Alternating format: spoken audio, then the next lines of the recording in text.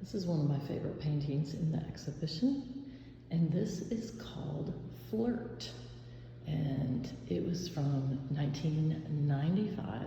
This is acrylic on paper. You can see the edge of the paper, the decaling, and what Helen Frankenthaler was known for is what we would call color field painting.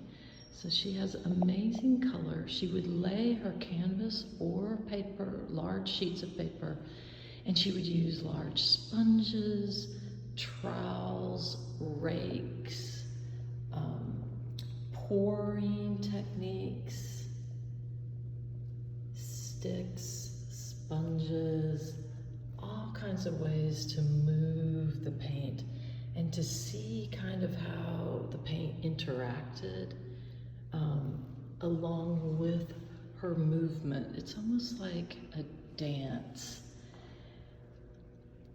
She was very much nature inspired. These feel like landscapes. This particular painting, for me, it recalls sunset at the coast. On the beach, I feel like we have this reference of water, possibly a waterfall, but each of us gets to interpret these shapes, these colors in our own personal way, from our own point of view.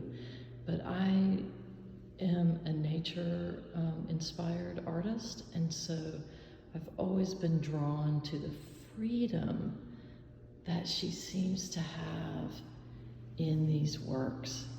And I particularly love the feeling of a tree or an inlet, and these green lines feel a little bit more intentional, geometric, in contrast to some of these organic shapes.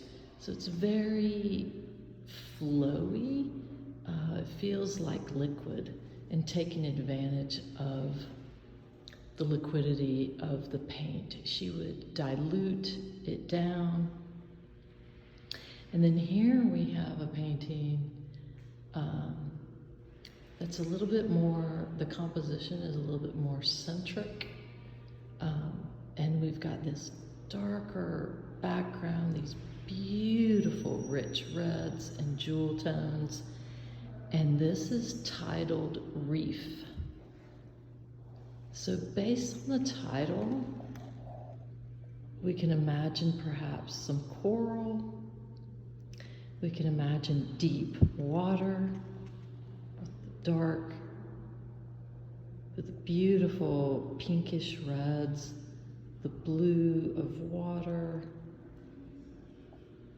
And this is an example of where color really becomes emotional, and it becomes the star of the show. It becomes symbolic. And titles of paintings can help us formulate in our own way an idea of what we think the painting is about.